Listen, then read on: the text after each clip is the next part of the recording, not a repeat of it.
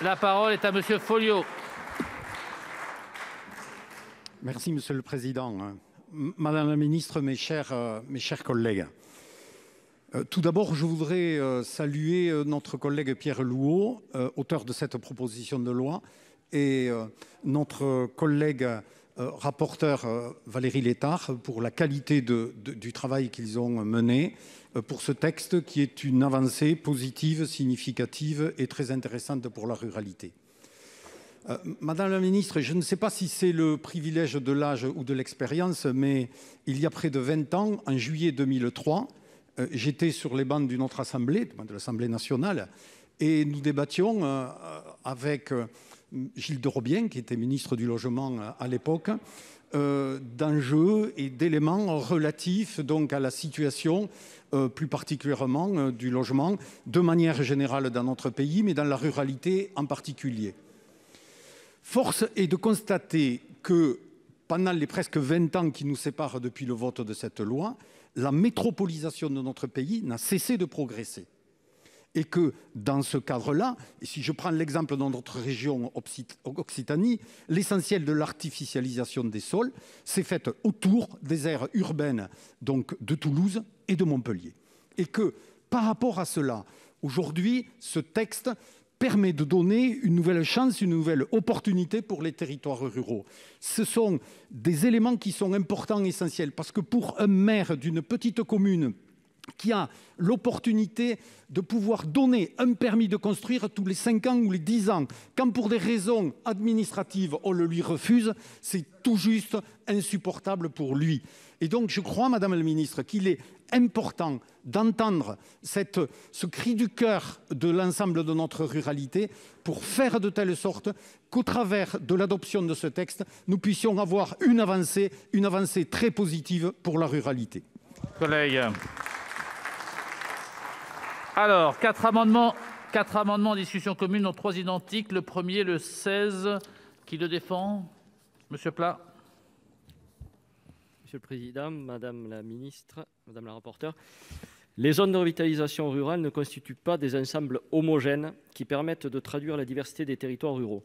Les territoires ruraux sont classés en tête des territoires délaissés et 51% des ruraux estiment que le monde rural est abandonné, notamment en raison des problèmes d'accessibilité aux services publics, de fractures médicales, numériques, de mobilité et autres qui encouragent en fait un sentiment d'abandon. Ces espaces relégués et leurs 27 millions d'habitants qui expriment les sentiments d'être laissés pour compte constituent cependant un enjeu majeur pour nous tous. C'est pourquoi notre amendement propose d'inscrire dans les principes généraux du droit de l'urbanisme l'enjeu majeur de l'équilibre entre ruraux et urbains en mentionnant le recours aux politiques de différenciation en faveur de ces territoires fragiles. Il propose d'étendre la portée de l'article L. 101.2 du Code de l'urbanisme à l'ensemble des territoires caractérisés par des handicaps géographiques, économiques et sociaux, clairement identifiés par l'INSEE et qui bénéficient à ce titre de politiques renforcées et différenciées de développement qui vont au-delà des dispositifs fiscaux attachés à la zone de revitalisation rurale, dont la portée n'est pas à ce jour garantie au-delà de 2022. Collègues, 3 amendements identiques. Le premier, le 7, Madame Artigalas. Oui. Allez-y, chers collègues. Monsieur le Président, Madame la Ministre, les enjeux propres aux territoires ruraux doivent entrer dans les équilibres à rechercher en matière d'urbanisme tout en respectant les objectifs de développement durable. La crise sanitaire a montré qu'il est nécessaire de prendre en compte le potentiel offert par le rural. Un tiers de la population française vit dans une commune rurale. Il faut arrêter d'accentuer les ruptures territoriales. Au contraire, c'est une profonde évolution de notre rapport au territoire qu'il faut engager dans un objectif de préservation et de cohésion. Ainsi, il nous semble important de compléter l'article 1 qui cible actuellement seuls les ZR par une disposition générale à l'ensemble des espaces ruraux. Ainsi, notre amendement propose de compléter l'article 101-2 du Code de l'urbanisme par l'objectif de prise en compte des enjeux propres aux territoires ruraux et notamment leur revitalisation, leur développement et la réhabilitation du rural dégradé. Chers collègues, le 17, Monsieur Louault, il est défendu et c'est Madame la rapporteure qui défend le 38 et qui en même temps donne son point de vue sur le 16. Merci, Monsieur le Président, chers collègues. L'amendement 38, effectivement identique aux 2 précédents, en fait, c'est l'amendement de la Commission qui propose une rédaction alternative à l'article 1er, améliorée en 2 points. 1, il fait disparaître le ciblage des ZRR. par cohérence avec notre position en commission pour viser l'ensemble de la ruralité. Et 2, il complète les grands objectifs existants du code de l'urbanisme pour mieux mettre en valeur et renforcer les objectifs liés à la ruralité dans le prolongement de ce qu'a voté le Sénat à l'initiative de notre commission dans la loi Climat et résilience.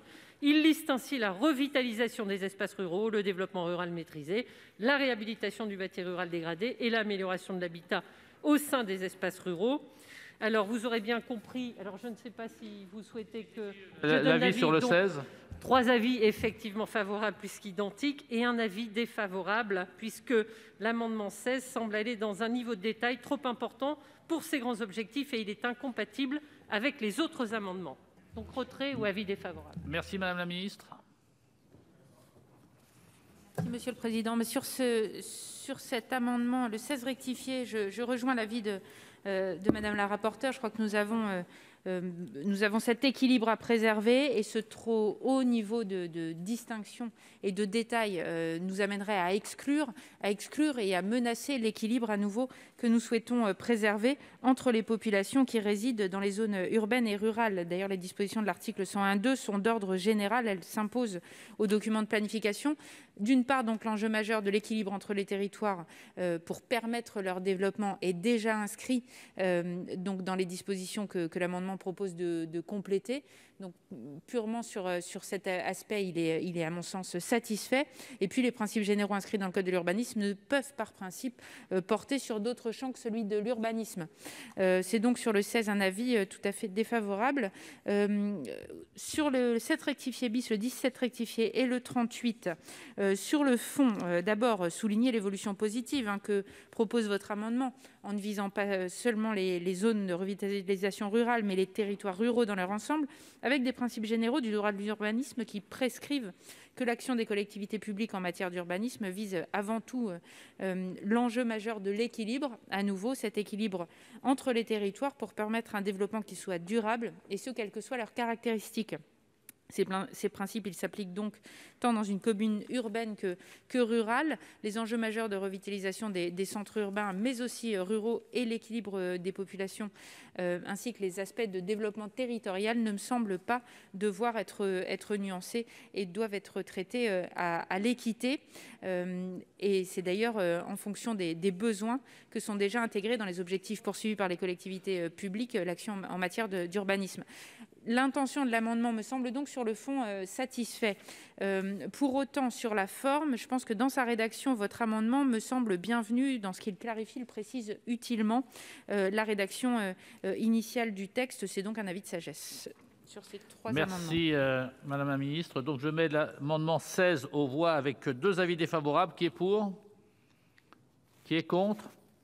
Qui s'abstient? Il n'est pas adopté. Je mets aux voix les amendements identiques 7, 17 et 38 avec un avis favorable de la commission, bien sûr, et un avis de sagesse du gouvernement. Qui est pour?